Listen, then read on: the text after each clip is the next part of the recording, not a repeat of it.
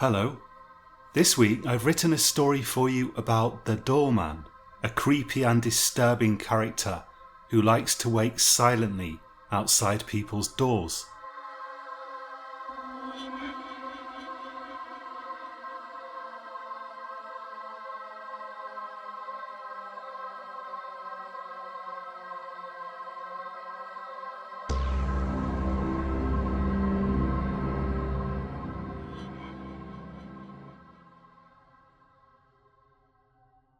Before we can explain what happened to Angela Retford, we first have to examine the sequence of events that preceded it.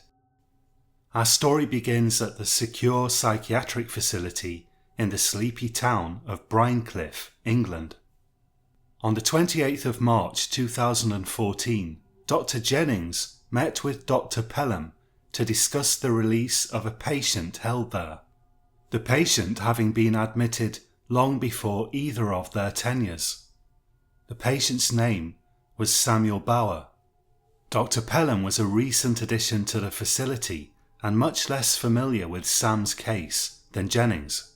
"I'll explain his history briefly," said Dr. Jennings, as they sat together in Jennings' office. "You should know that Samuel was grotesquely mistreated as a child. His parents used to lock him in a cellar for weeks at a time in an effort to, in his father's words, make him behave normally, and his father often beat him brutally after these punishments. They were eventually convicted of abuse and neglect, and both served prison sentences. The father has since committed suicide. I don't know what happened to the mother, but she has never visited Sam. I believe this explains his fascination with doors. If left to himself, he will happily stand at a locked door for hours on end, fiddling with the lock and the handle. Actually, we don't know how long he would stand there if we didn't intervene. He's non-verbal, but he has acquired some basic skills in his time here. He washes and dresses himself, and he can prepare simple food such as sandwiches, even using a microwave to heat things up." "Has he ever displayed any violent tendencies?" asked Dr. Pelham. "Never," Jennings replied. "This is why I'm in favour of releasing him, into supervised accommodation of course. Frankly, he doesn't belong here. This place is primarily for the criminally violent, not for people who are merely unsettling." "He is unsettling," said Pelham. "I'm not sure how the public will react to him." "That's not a reason for keeping him in here." "True. He's lived here since the age of 19, when he wandered off or somehow managed to get free from his parents. This is all he's known. In that time he's shown significant progress in acquiring basic living skills." "Where do we think he is in terms of IQ?" "Dr. Thorpe estimated him at 85, but I've seen him display a degree of cunning on occasion. I would put him at average or even above average. I think he's just not very interested in cooperating when we try to test him. Heck, for all I know, he could be a genius. He has strong atypical autistic traits, which make him very hard to assess." Pelham sighed. "I'm concerned that if I countersign his release, the reality is that he may end up living unsupervised. Maybe they'll send in carers once a day to do his shopping and that'll be it." "We can't guarantee it won't happen. But I come back to my original point. We have no real grounds for continuing to hold him here. He's not a danger to himself, nor to others." "As far as we've been able to determine." "As far as we've been able to determine." Pelham placed his hands together and tapped the tips of his fingers against each other. He sighed again. "Okay, I'll sign, but I want it understood that I have severe reservations about this. I'd like to attach a note to the release form in case I end up explaining my decision to the police." Jennings laughed. "That's not going to happen."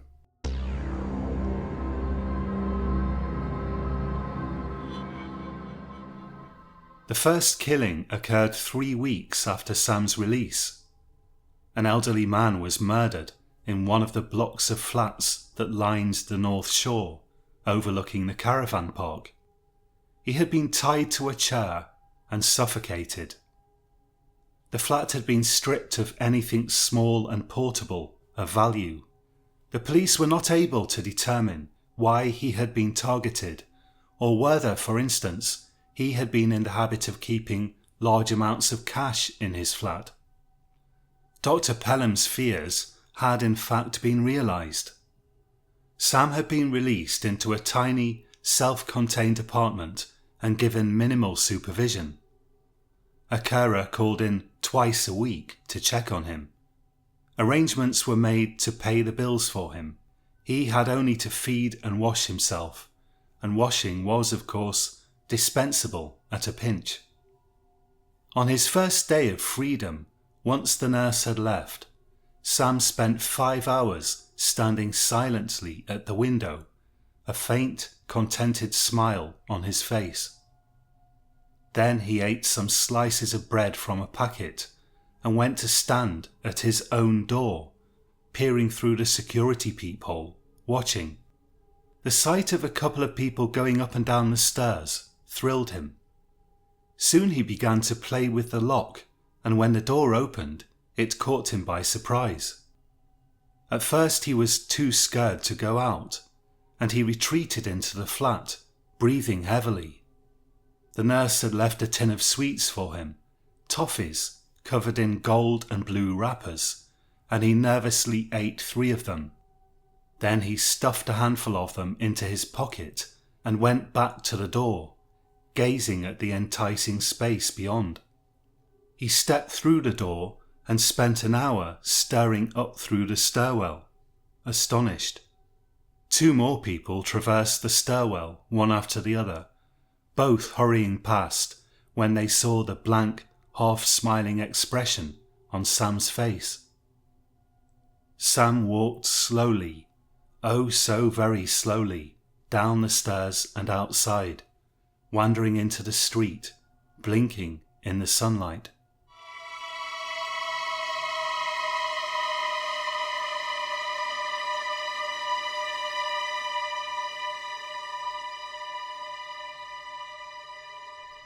Angela Retford had recently split up with her boyfriend and was relaxing at home one evening watching TV when she first noticed something out of the ordinary.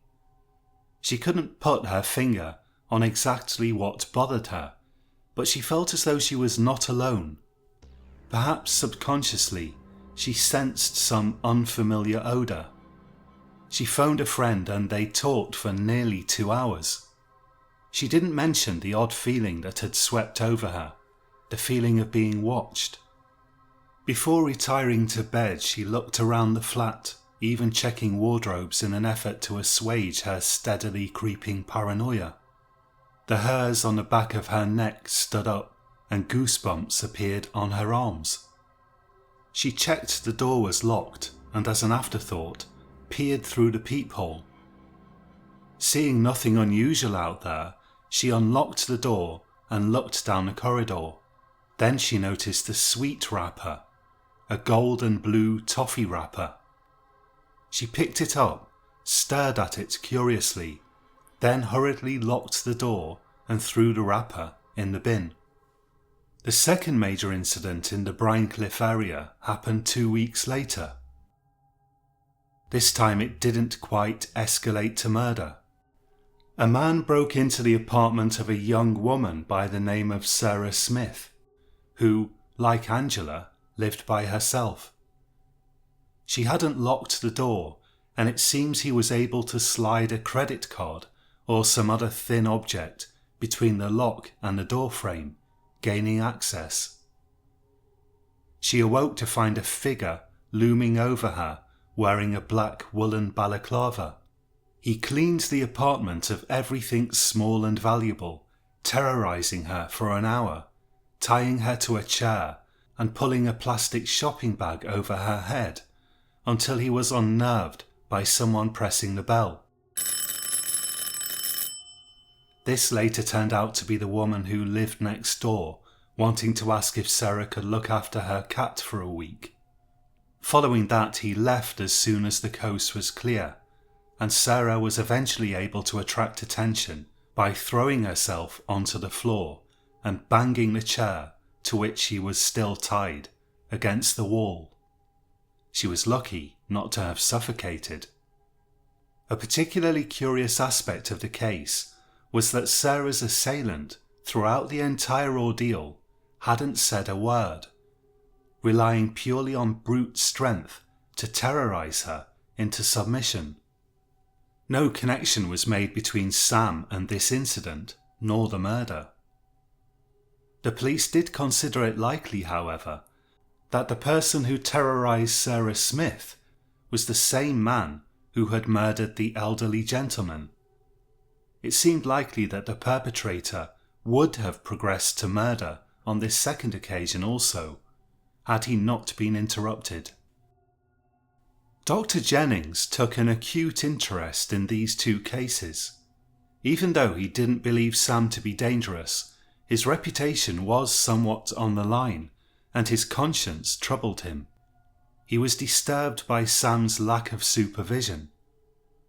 He decided to do everything he could to determine whether or not Sam could possibly be responsible for the incidents. Accordingly, he turned up unannounced one afternoon at Sam's flat. Dr. Jennings was taken by surprise when, after walking up the 2 flights of stairs to the flat, the door immediately opened. "Hello, Sam," he said warmly. Sam said nothing, but stared blankly at him, a faint smile on his face. "Were you standing at the door?" he asked. Sam made no reply, but raised his arm slowly and pointed at the peephole in the door. "Yes, I thought so," said Jennings. "May I come in?" Sam turned and walked into the flat, and Jennings followed. As Jennings entered, he began to carefully scan his surroundings for signs of objects that Sam might have stolen.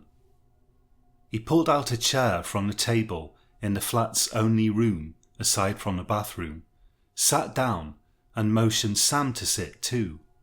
Sam dutifully sat down. "How have you been?" he asked. "Are you eating enough?" Sam nodded slowly.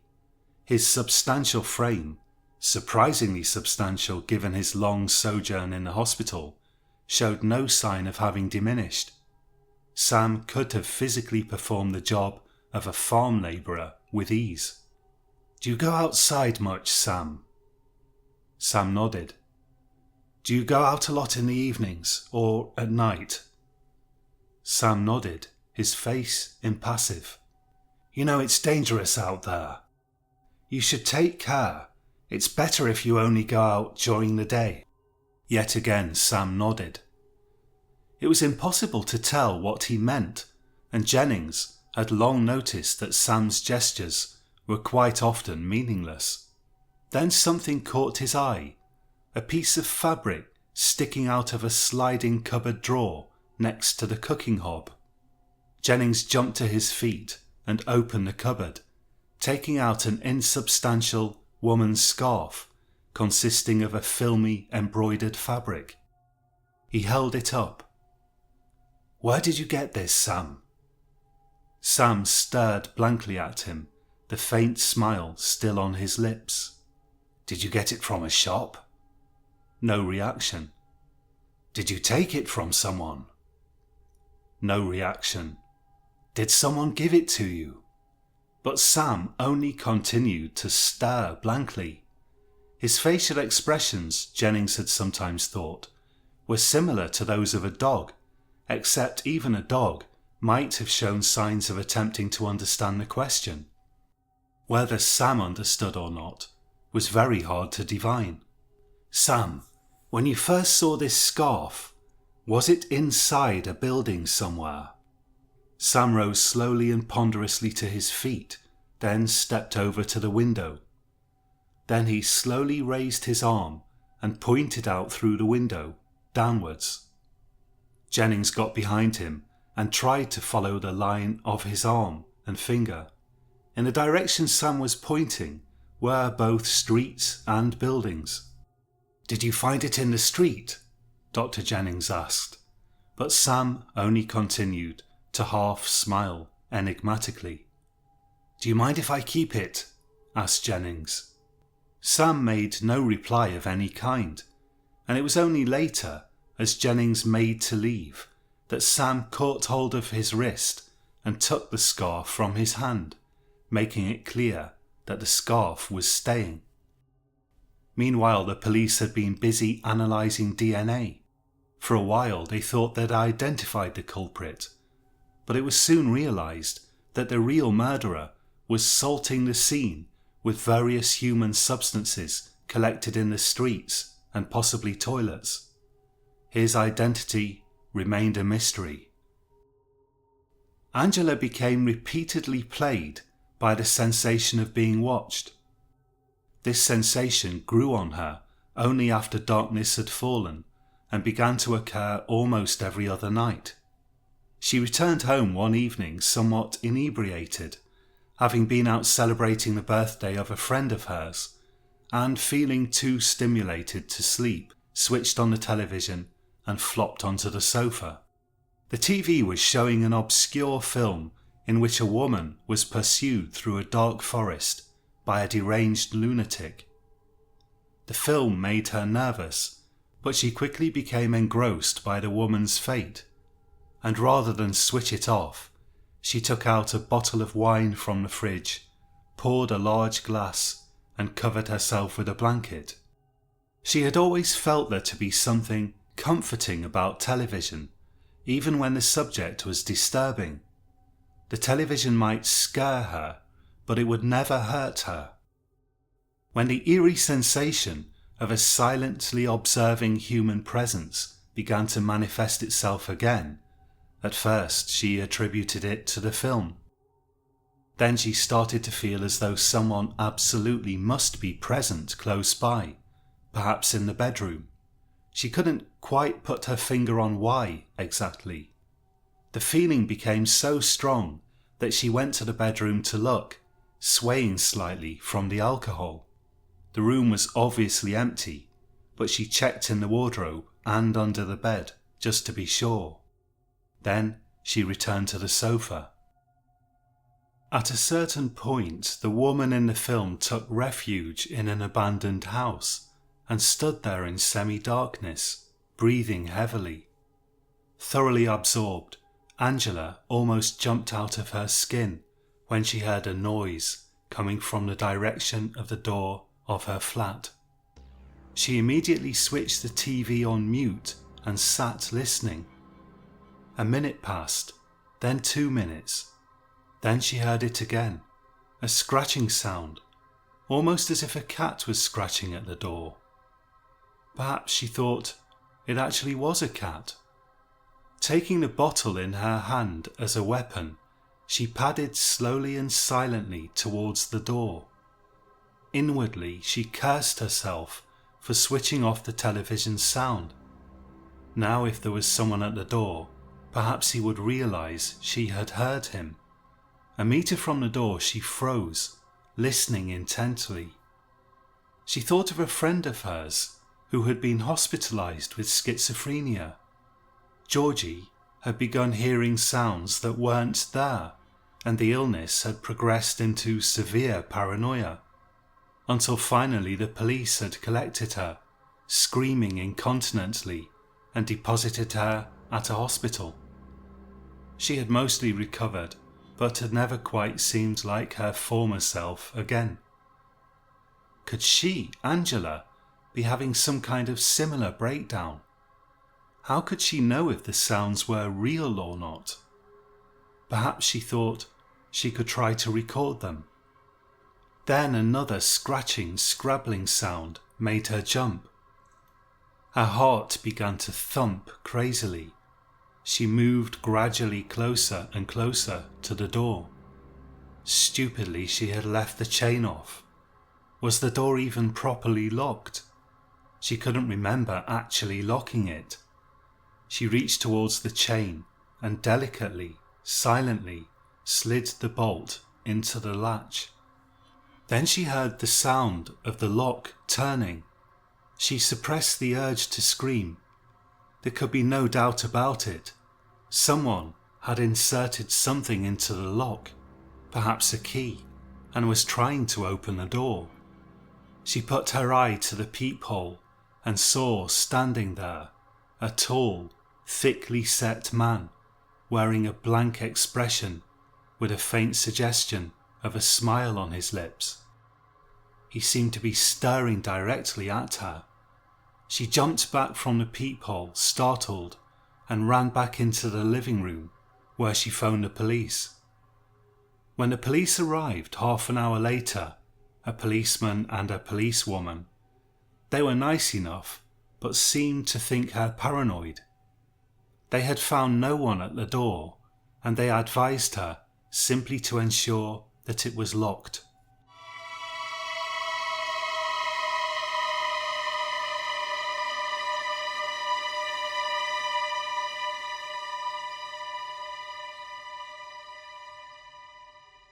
After moving into his new place, Sam had rapidly become intrigued by the lock on his own door.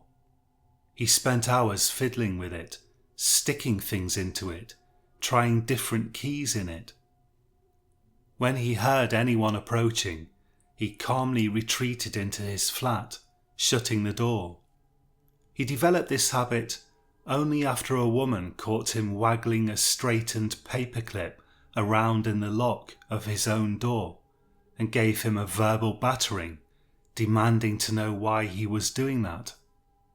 He didn't enjoy noise of any kind, and he didn't want any further such confrontations, so he became suitably furtive in his approach. What was it about doors that fascinated him? He didn't even know himself. A door represented a semi-permeable boundary between the public and the private, an admonishment to stay out, but also a kind of portal to an unseen realm. But it wasn't primarily fascination with what might lie beyond a locked door that drove him. The doors themselves were the real object of his interest. He found all aspects of them utterly intriguing. Most of all, he liked to simply stand at his own door inside the flat, his eye a few inches from the peephole, watching to see if anyone would go up or down the stairs. However, for Sam, there was another whole level of excitement that went far beyond any pleasure he could derive from his own door, which was already considerable. The ultimate thrill for him was to stand silently at someone else's door. A pivotal moment for Sam had occurred when he had lingered outside the front door of a locked apartment block in the rain, watching people go in and out. He had refrained from actually standing at the door since he had realised that would attract negative attention. A man sheltering under a folded magazine had run up to the door and opened it using the keypad outside, and had held the door open for Sam, asking if he wanted to come in. Naturally, the man had assumed Sam to be either a resident of the building or else a visitor to one of its residents. Sam had gratefully accepted the offer and had almost glided inside, following which the man ran into the lift, impatiently beckoning Sam in too. "What floor do you want, mate?" the man had asked, and Sam had imitated the man's gesture and randomly pressed a button. The man had got out on floor 3. The door closed, a fact which Sam had enjoyed immensely, and then it opened again on the 5th floor. There, Sam had found himself in a kind of paradise. Endless closed doors met his gaze, and there was no one around to get annoyed with him. He had stood at one of them for 3 hours until a woman emerged from the lift, and Sam had walked past her and into the other side of the building, where he had stood at a door for 4 hours without interruption, peering into the wrong side of a peephole, through which he could see nothing, or almost nothing, except a faint glimmer of light that seemed to suggest any number of intriguing possibilities to Sam's mind. As he stood there, he imagined that on the other side of the door he might find more corridors, an endless maze of corridors perhaps, lined on both sides with doors of all shapes and colours. A month later, an elderly couple were found dead, suffocated in their own flat. It was now clear that a serial killer was on the prowl in Brynecliffe, a killer capable of multiple, simultaneous murders, and a killer who quite possibly revelled in sadism. A police profiler by the name of Robert Enfield was assigned to the case, and he disagreed with the public's assessment of the situation. The killer, he argued, was likely not a sadist, but simply considered suffocating his victims to be expedient. Rather, he was a species of psychopath, uncaring for the suffering of others. He was powerfully built and able to easily subdue his victims. If the second incident was indeed linked to the first and third, as seemed likely, the killer was probably entirely mute and wore a balaclava.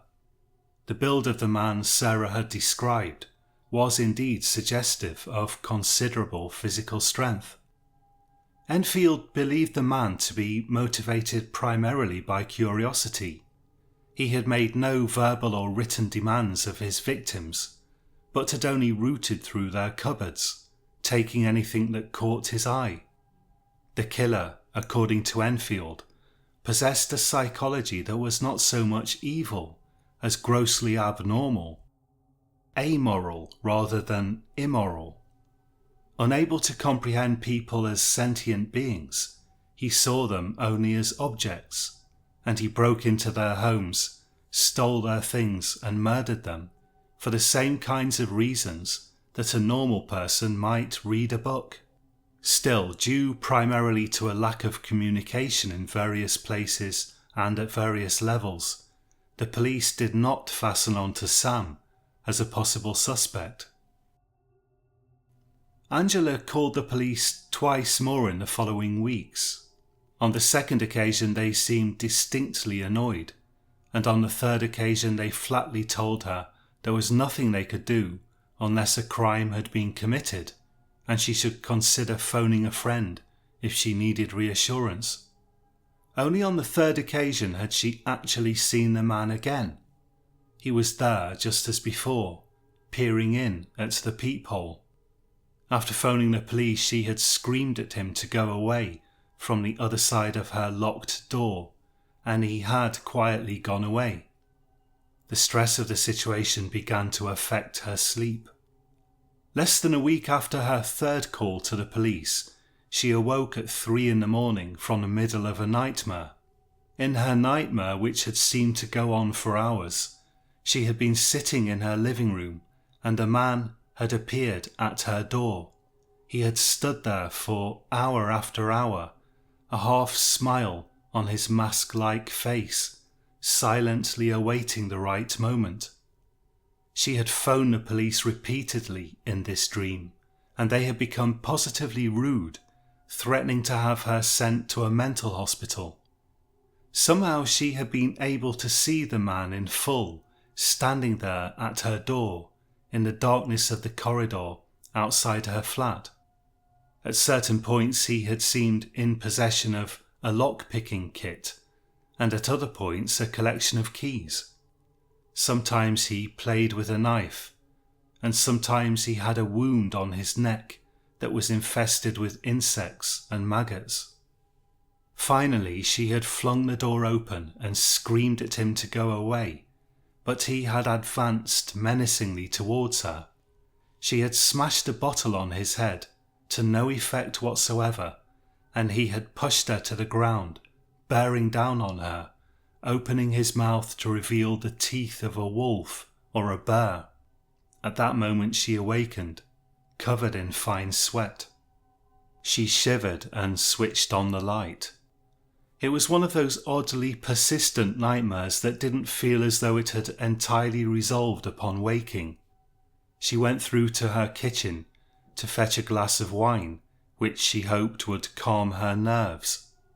She was about to switch on the TV and attempt to find something light-hearted to sweep away the unnerving mood that stuck to her like flypaper, when she heard it, a scratching sound coming from the door. Taking fright, she ran to her phone, but then the words of the police rang in her ears, combined strangely with the words of the imaginary police of her nightmare. Instead of the police, she tried to think of a friend or acquaintance she might phone, but at 3 a.m, no one she knew was at all likely to be awake. He can't get in, she thought, in an attempt to reassure herself. Probably he's even harmless, just a weirdo. She went back to the fridge and decanted the remaining wine into another glass so she could use the empty bottle as a weapon. Then she took out a chopping knife from the kitchen drawer. Faint noises continued to emerge from the direction of the door. She went to the door and looked out through the peephole. There he was, this time wearing a balaclava and seemingly focused on doing something to the lock. Her heart beat wildly in her chest, and her mouth became completely dry. The chain's on, she thought. Even if he can somehow unlock the door, the chain's on. Spontaneously, without even thinking about it, she screamed, "Go away," at the top of her voice. The man looked up and seemed to stare into the peephole, but he didn't go away. Instead, the scratching and scrabbling seemed to redouble, and to her horror, she heard the sound of the door slowly unlocking. In a panic, she looked around for the key. She couldn't remember what she had done with it. Was it in the pocket of her jacket? Which jacket had she worn earlier?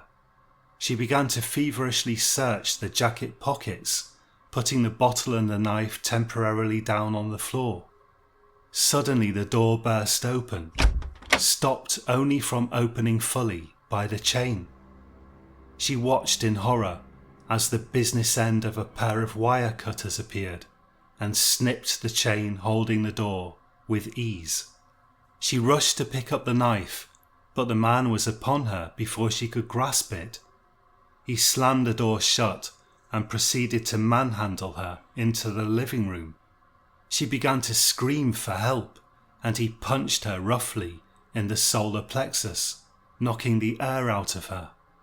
He pulled a chair out from under the little table where she ate breakfast and began to tie her to it. Once she was fully restrained, she began to scream again. The man produced a plastic shopping bag and made as if to place it over her head. She began to plead with him, begging him not to kill her.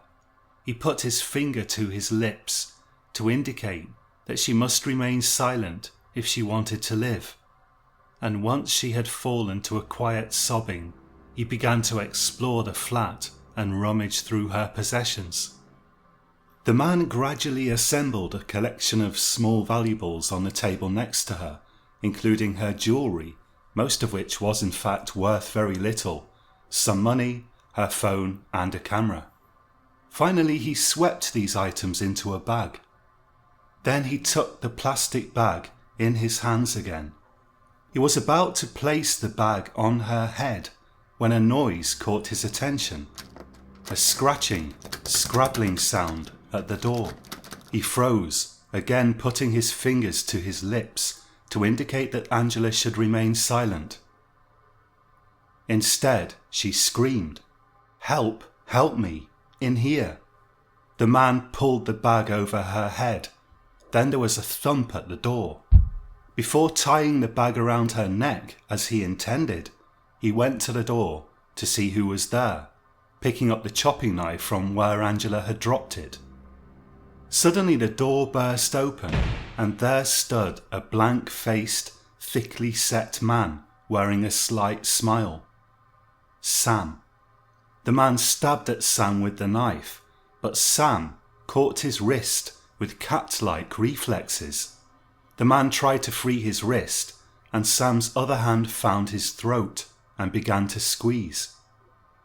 The man gasped. Sam's strength was positively inhuman. The man began to see stars first, and then blackness. Sam lumbered over to Angela, who whimpered, paralysed with fear. He removed the bag from her head and methodically untied her. "Who are you?" she said, reassured by the sight of the unmoving body of the man on the floor, but Sam made no reply. Instead, he took the chair in his hands and raised it above the man. The man awakened, gasping for air, only to see Sam bring the chair down on his legs, breaking them. Angela grabbed the bag where the man had put her things, pulled out her phone, and called the police. Sam began to quietly amble off. "Wait!" Angela shouted, but instead he disappeared silently out of her door. The man turned out to be a Stephen Peterson of 25 Bellside Close, Brincliffe. He was soon convicted of the 3 murders, and police were in no doubt that he was also responsible for the second incident, in which he certainly would have murdered Sarah Smith, had he not been interrupted. Sam was hailed as a hero, but he was an unsettling hero. It was hard for people to understand that his obsession was with doors, not with anything more nefarious. For a while public opinion briefly turned against him.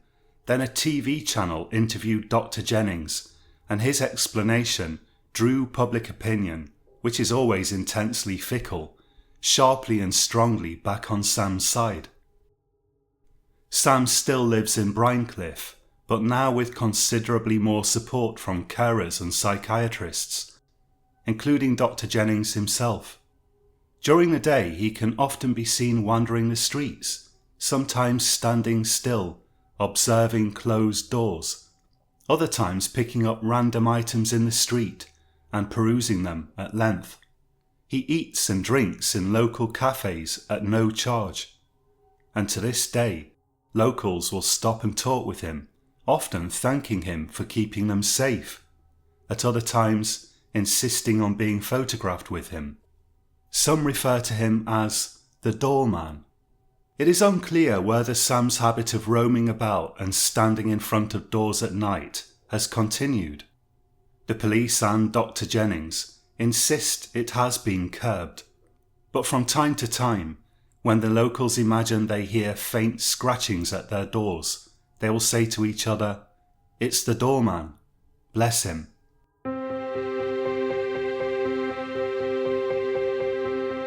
Thank you for listening. You've been listening to Science Horror. My name's John Purcell, and every week I write a story, read it out and upload it to the internet.